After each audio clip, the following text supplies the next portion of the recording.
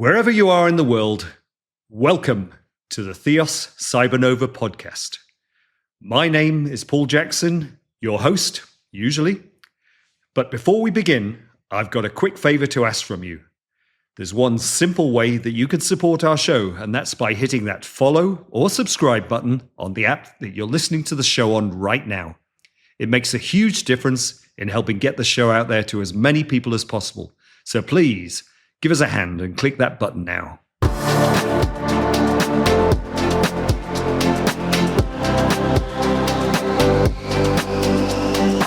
The THEOS Cybernova podcast, hosted by Paul Jackson. So, here we go with episode 9 of the THEOS Cybernova podcast. And as I mentioned earlier, I am usually the host, but today, the guest on the show is Paul Jackson. Yes, me.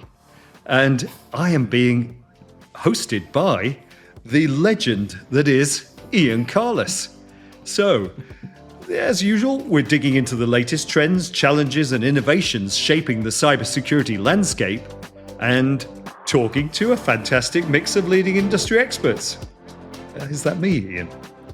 I believe in this instance it's you, Paul, yeah. Paul, welcome to the THEOS Cybernova podcast. Thank you so much. It feels really weird being on this side of the microphone, but it's great having you as the host. Well, just for context, my name's Ian Carless and we produce the THEOS Cybernova podcast alongside Paul and THEOS Cyber. And this episode is going to focus on Paul's first 100 days as the CEO of THEOS Cyber. Wow. So I'm going to kick off right. I'm going to rewind, actually, Paul. We're going to go right back to the beginning. Okay. And do you think I can remember that far back, though, Ian?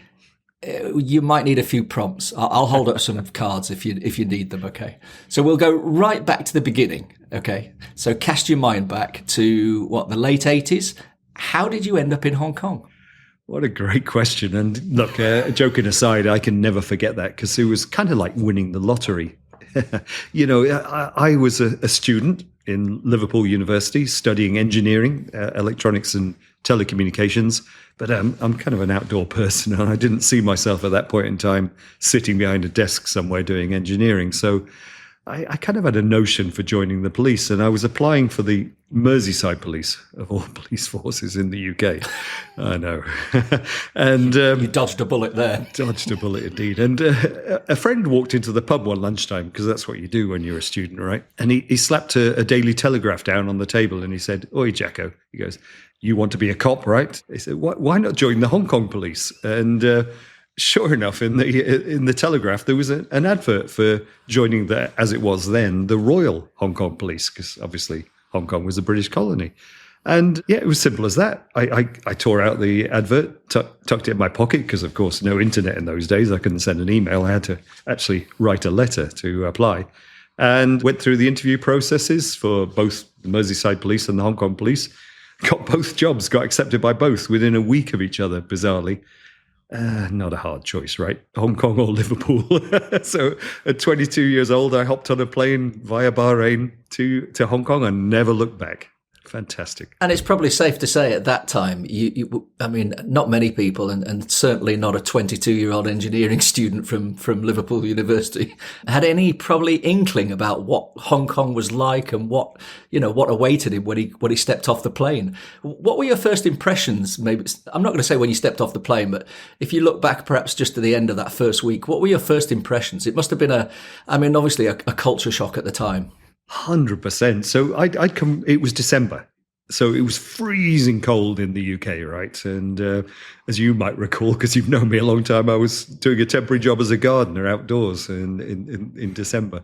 And so getting on the plane, I had all my heavy gear and stuff, and got off the plane thinking, well, it must be winter in Hong Kong as well. And sure enough, it was winter in Hong Kong, and there's people walking around in jackets, but it was still 20 degrees plus. And I was amazed at the sort of temperature and the sunshine, but also I was amazed at the massive humanity. You know, growing up in Yorkshire, yeah, it was nothing prepared you for the really massive humanity that exists in Hong Kong and the energy that runs through the place. And I kind of fell in love with it from the get-go. It really has got that energy that keeps you young, keeps you full of life.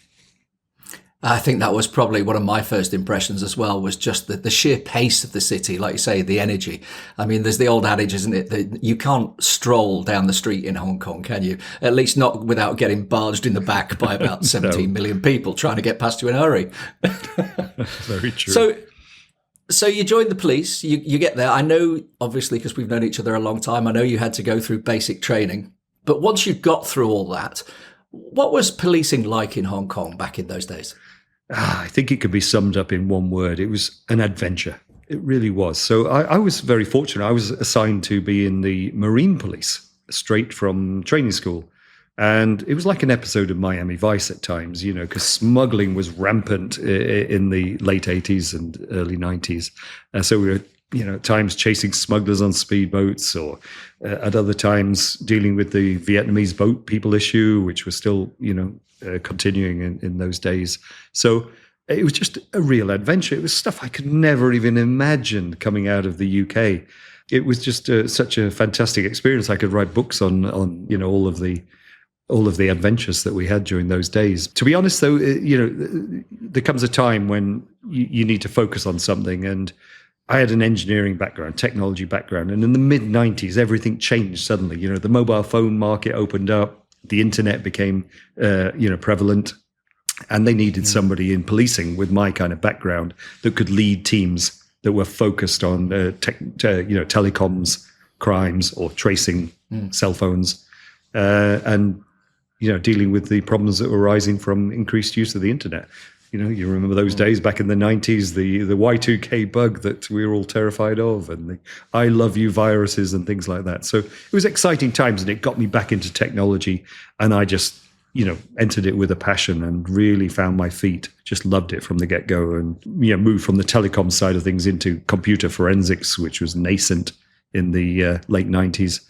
And no books. There was no. You had to do all your own research. You had to do all your own fact finding, and I would spend hours and hours and days and months, just researching little parts of forensics just to understand how we could better get evidence. And that served me well, because it gave me that solid foundation for continuing my career in incident response and forensics, around the globe. Now, I know you've asked this of a couple of other of your guests, certainly the ones that were that had a career in law enforcement before moving into the private sector. How difficult a transition was that for you? Wow, yes. Do you know what?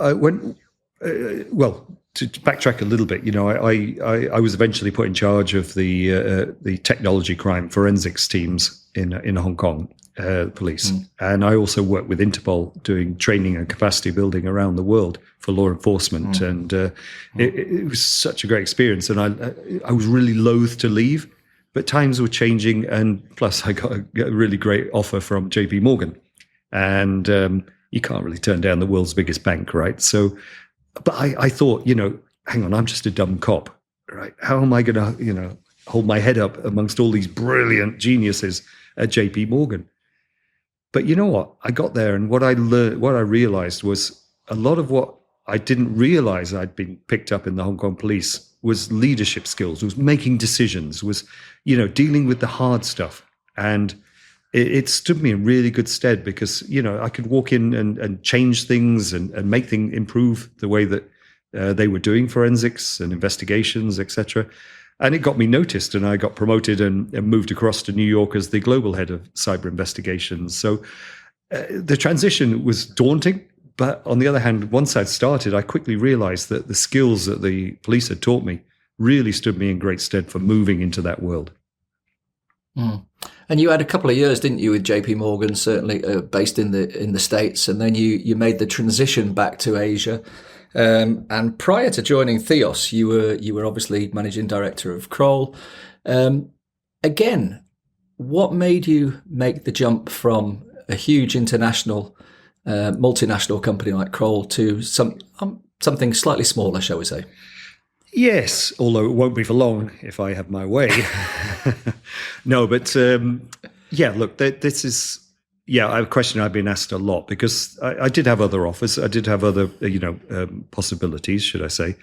But you know what? I looked at THEOS, and I've been hearing about them even when I was at Kroll. We had mutual clients, and their name kept cropping up, and I could tell from talking to our clients, that they really loved what THEOS was doing. They were clearly doing a lot of things right. So when Alex Hoodlow, the founder, and in fact he was our first guest on the podcast, approached me when he heard about Kroll withdrawing suddenly from the Asia Pacific market for cyber, anyway, he approached me and said, "Hey, have you thought, about joining a locally based company, an APAC headquartered company, because THEOS is headquartered in Singapore, with a real focus on this region that you love, so much." And you know what? I look back on my time with Kroll, and yes, it was full of great growth, and our reputation was going through the roof. But there were challenges around geopolitics with the US firm, and also around the global economy with the interest rates rise. When you're held by private equity, this changes a lot of the dynamics as to how you can operate. So, moving to a company that didn't have those constraints really appealed to me.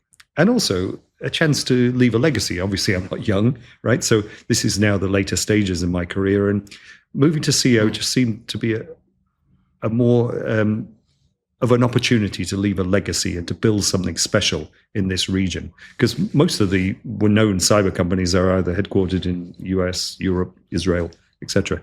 Very few that are headquartered in our region. So it was an opportunity, I thought, to leave a mark. And how difficult an adjustment has it been from, say, moving from a managing director role to a CEO role? Did you have preconceived notions about perhaps what the role might entail? And I guess the second part of that question is, how has the role so far in the first 100 days differed to, say, what perhaps some of your preconceptions might have been?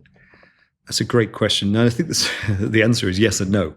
It was and it wasn't a difficult adjustment. So, look, a lot of what I'm doing is the same. It's leading a big team of folks who are just absolutely brilliant at what they do and getting the best out of them, and helping to motivate them, helping them further their career, being a mentor to them when needed, and just basically making them feel part of the journey, part of the story. As that was pretty much identical to what I was doing as an MD, a managing director for Asia, for Kroll.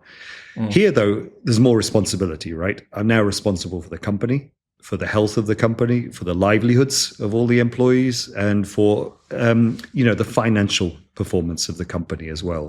No longer am I part of a big global piece. This is it, right? I'm directly responsible for how the company performs. And it's quite daunting because, you look at the pipelines, you look at numbers, and, you need to be thinking months ahead, even years ahead, rather than just thinking for today, like I was at Kroll. So it's definitely a change of mindset. It's something that I'm slowly adapting to. There are a lot of challenges, but I'm embracing them because it's always good to be continuously learning, right? And what would you say would be your most unexpected challenge so far? Well, again, that's I would say not unexpected challenge. I think unexpected almost benefit really would be how we've been received, right? Because when I left Kroll, I had to basically curtail a number of contracts because of closing down the operations in Asia, and I wondered how people in the industry would respond to me, whether they would feel let down because, they were obviously appreciating the service and were disappointed when things changed. And I think one of the biggest surprises to me was how well we've been received, how well it's been received, the news that THEOS is expanding, it's building out a capability that's Asia focused, that's really local. And it's made me feel really good. It's kind of, I guess, surprised me, the response, and been quite humbling in many ways as well. So, I'd say that's the best thing. I don't think so far there's been no major sort of difficulties or challenges. There's been a few minor things that have needed fixing, a few tweaks. I've looked at sales, for example. I think it's important. Sales is such a vital component, the lifeblood of the firm. And I looked at how we could do that better and made a few tweaks there to improve things. Marketing, as you've seen, right? We've had many discussions about marketing, and it's been so effective in terms of building our brand. And I've got to say a big thank you to Apoy, who's our head of marketing, who's done just such an amazing job of raising our brand and profile. And then there's the human or the relationship side of things, and we made a few changes there. Again, another excellent hire brought in, Mickey, who she is just amazing, and it's not just about internal relationships, it's about building those relationships outside of the company, and to basically build our brand and credibility. But I think the most important thing perhaps I've done is to step back a little bit. I can't be client facing so much anymore. I've got to learn to step back and trust my leadership bench. And I've got, in particular on the delivery side, I've spoken about some of the support side, but on the delivery side, we've got 3 amazing leaders who are all learning to step up and take responsibility for the functions that they manage. And that's Ivan, Nate, and Jason, who are just 3 incredible leaders who are growing into their role, and I'm proud to be helping them in that process. Now, you talk about pipelines and obviously the long-term financial viability of the company, and in the same breath, we've also talked about relationships. It's an interesting dynamic, isn't it? And I just wanted to ask you a little bit about how you think you might manage that dynamic between having to step back into perhaps more of an oversight role that a CEO involves, but yet still maintaining those relationships. Because I know obviously from my time in Asia, and some would say this is true all over the world, but I think in particular in Asia, relationships are so important. So how do you foresee being able to sort of manage that balance? Simple answer, less sleep, I think. It's difficult because obviously, I'm here to run the firm, but on the other hand, the ultimate goal or the short-term goal or the initial goal is to increase revenue and profitability, right? Without that, we can't grow as a business, right? I should step back a little bit because it's actually a very well-run business. And that's what attracted me. One of the reasons that attracted me as well. Alex and his partner, there's only 2 owners of THEOS. And, there's no other external investors, there's no private equity or anything. And everything that they put into the firm has been or every profit that's been made since the initial investment has been reinvested in the firm. And it's grown organically that way. It's a wonderful position to be in without debts and without, investments or, angel investors or whatever. So that is fantastic. And then my goal initially is obviously to grow this revenue and profitability further, so that we can invest further to continue to grow and expand within the region. There's plenty of demand out there is what I'm seeing. But in order to do that, you're right. You've got to be in front of people. You've got to knock on doors. You've got to do the hard yards. And we brought in the amazing Bill Anderson to head up business development and client relationships. And he's working us to the bone because he's just so well connected. And we are traveling, we are knocking on doors, we're getting in front of people, which you are absolutely right, Ian. You've got to do that personal touch in Asia, build that personal relationship and trust. I always look at business as being a Venn diagram of 3 things, and I'm waving my finger around for anybody who can't actually see us at the moment. But a Venn diagram, everyone, indeed, yeah. A Venn diagram of basically trust, quality, and value, and we're at the intersection of all those. And trust is possibly the most important thing, and you build that by getting in front of people. Perhaps then you could for those who perhaps have stumbled across this podcast and THEOS Cyber for the first time, perhaps you could give us a brief overview of the services that THEOS provides and also where you operate. Yeah, absolutely. Yeah, we should possibly have started with that, shouldn't we? But let me go back to my Venn diagram again because it's nice to have the rule of 3, and we focus on 3 core areas of business. And we just want to focus on those because we want to do them well. We don't want to dilute them. We want to give the best possible service to our clients. So those 3 areas are defense, offense, and response. So defense means helping companies protect, helping to monitor, and to look for threats on their environment, on their computer environment. Offense is all about ethical hackers attacking and testing the security of apps, of systems, of networks, etc., either via vulnerability assessments, penetration testing, which are the more straightforward kind of tests, through to the more complex red teaming, which we excel at, and the team do a magnificent job. Red team is basically playing, an adversary and being given remit to break into a company to highlight. Well, it tests a lot of things. It tests whether their detection capabilities are picking them up.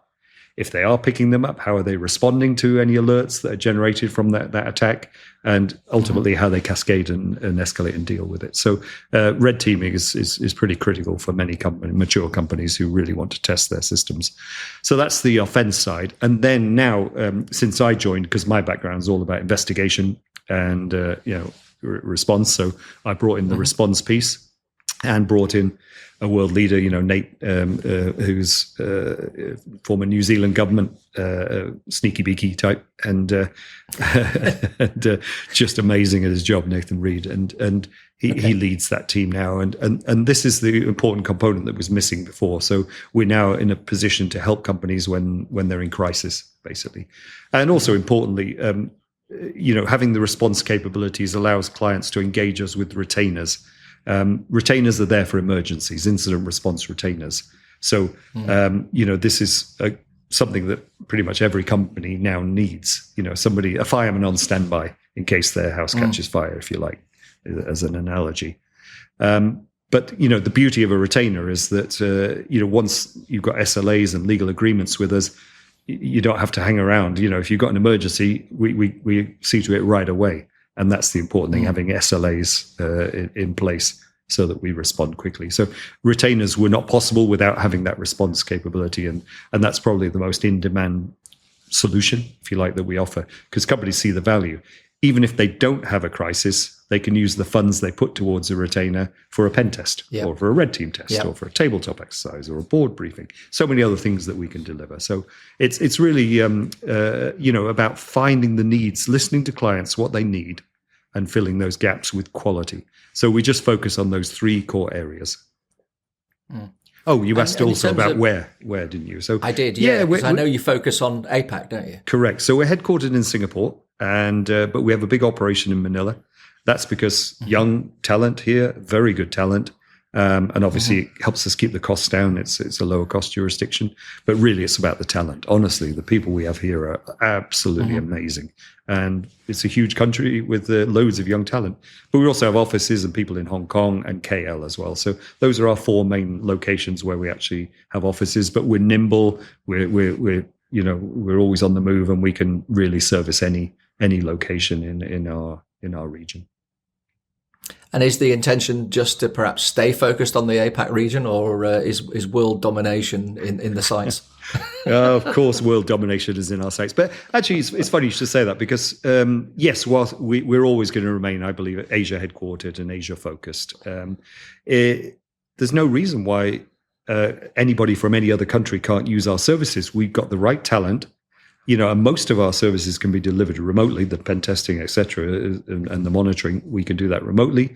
And going back to those three, the Venn diagram, we could do it with trust, quality, and value, importantly. So we can operate out here in Asia with much lower cost base, and we can pass those savings on to clients, so they get the same quality. So wherever they are in the world, they can come to us and get the same quality, but at a more value for money. So just focusing back onto you and your role as a CEO, what were your initial goals when you first walked through the THEOS door? I know most CEOs probably have some short-term goals that they want to achieve, and then obviously the mid and longer-term ones. So what were your initial short-term goals? Well, I've already touched on it, really. The focus has been on increased client base, and hence increased revenue and profitability, and doing the hard yards, getting out there.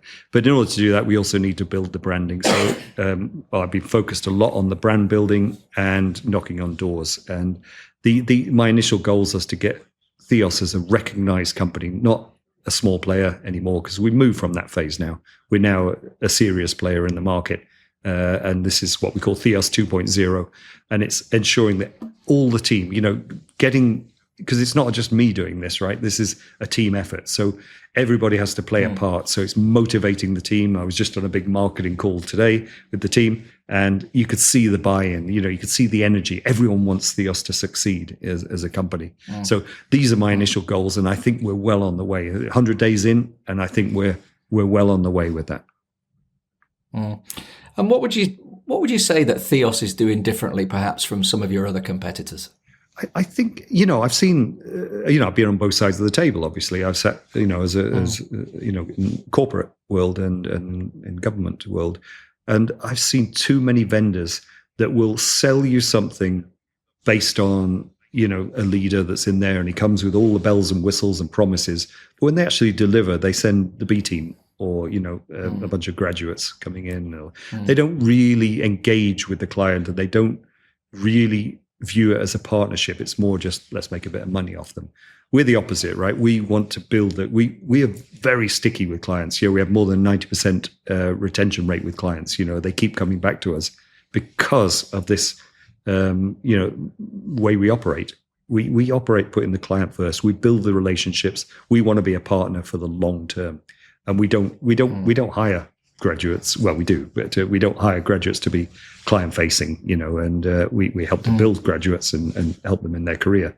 But if we're sending folks to do work with clients, you've got years of experience behind them. They know what they're doing and they treat the client well. So I think that's the main differentiator. But it's also the talent that we've got. I look at the people. It's just incredibly, how good they are, and I think clients come to value this, once they get to know us. I just want to circle back to, again, your role personally. And there's a lot of talk amongst leadership teams and at the, the executive table about leadership style. How would you describe your leadership style? Wow, it's a great question. So I've got a lot to thank the Hong Kong police for. As I said earlier, I didn't really realize at the time how much that taught us. Because don't forget, I was 22, right, when I moved to Hong Kong, and you joined as an inspector. So you're thrown out of training school after 9 months, leading a team of 30, 40, 50 guys. Well, guys and gals, and you're 22 years old, right? And you either sink or swim, kind of thing. You learn the hard way. Yes, you make mistakes, but as long as you keep learning from them, you keep developing. And I think there's very few roles in this world, other than perhaps military, where you can get that kind of leadership experience at such a young age and learn and develop from it. So I've always learned the hard way in many cases. You have to trust your guys and you have to treat them well with the respect. So I think my leadership style is all about, that giving respect, giving opportunities to people, not taking the glory, giving credit where it's due to the right people, listening as well. Very important to listen and hear the issues that the teams are facing and be responsive to it. Don't just play lip service, actually, try and do something about it. You can't always do something about it, but if you can't, try and explain why, you can't. And it really does come down, I think, to communication and treating people right. And I think, as I said, I've got a lot to thank the Hong Kong police for in that regard. Yeah. You touch on some interesting points there because, I think from my experience, one of the best traits that I see in some of the best leaders is also humility. Is I think being able to acknowledge in cases where, you've made a mistake and put your hand up in the air and take responsibility for it. But also, I think, another good skill, and I think it's related to the humility angle as well, is it's being confident in your own ability and not feeling threatened by those around you. I know from some of my roles in the past that I know that the best way to get what I want for either my team or my company is to employ the best possible people available for the job. And that often means employing people who are far more skilled than I am. But you know what? That's fine, because at the end of the day, we share a common goal, don't we? Which is basically the benefit for both the company and everyone on board. So rather than see that as a threat, and I'm sure we've all worked in environments where we know leaders who see people like that as a threat and not an asset. And so I think, that whole element of humility is a really important one to take forward. 100%. What's your thoughts? You should never be the smartest person at the table when you're running teams. And I've always lived by that. I've been fortunate to hire some of the most gifted people in the world in my teams, and I never once feel threatened. It's they make you look good ultimately, and I can never understand. Absolutely. And you're right. I've seen so many leaders who do this, but I can never understand leaders who just hire yes men or folks that are not going to challenge them in any way to make them feel good. And yes, we see it all too often, sadly. Yeah, I totally agree. What's been your most rewarding moment so far?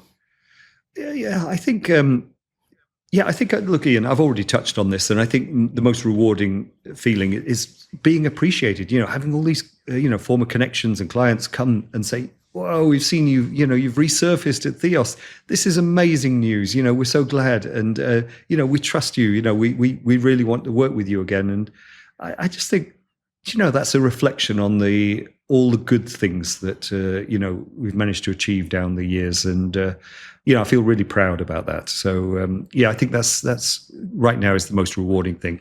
And just to have, an equally gifted team now to deliver to them in the same level of quality. And I am just surrounded by excellent people, which is amazing. Speaking of excellence, there's one area where we know you're perhaps not so excellent in and don't excel in. I know, taking you back to your Hong Kong police days, dragon boat racing was a bit of a pastime of yours, wasn't it? To varying degrees of success or otherwise. Do you want to elaborate?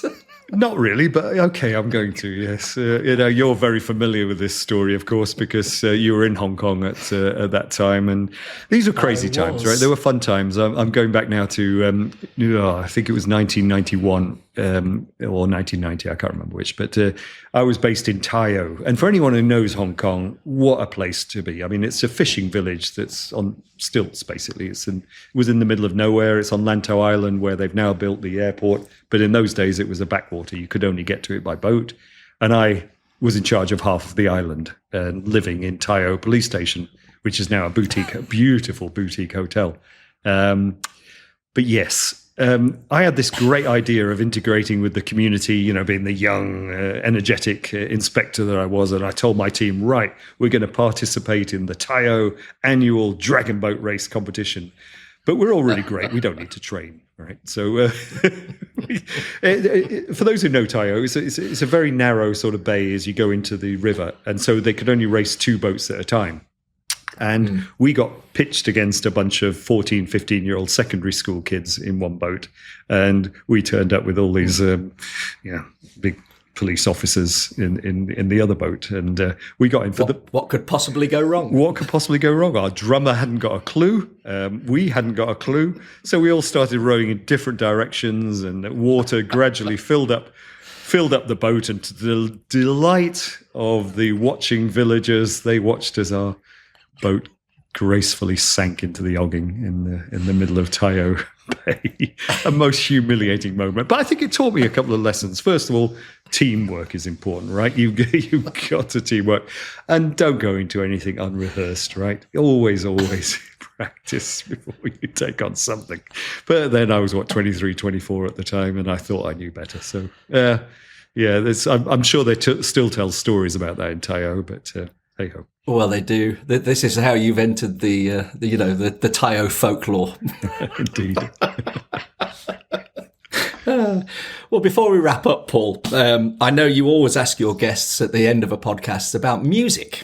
Oh, yes. I'm familiar with some of your musical tastes over the years. Dubious some of them might be, country music being one of them. But come on then, for the listeners, what are you listening to right now? What's on your turntable?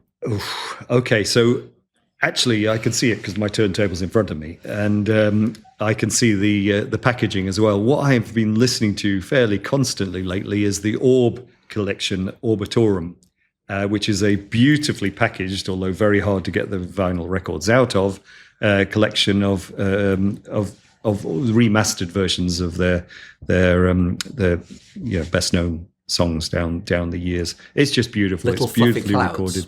Little fluffy clouds, indeed. But I tell you what, over the last 2 or 3 years, the one record that always resurfaces and constantly finds its way back onto my turntable, bizarrely, is the Volterol Years, which I kind of resonate with, by Half Man, Half Biscuit, which is...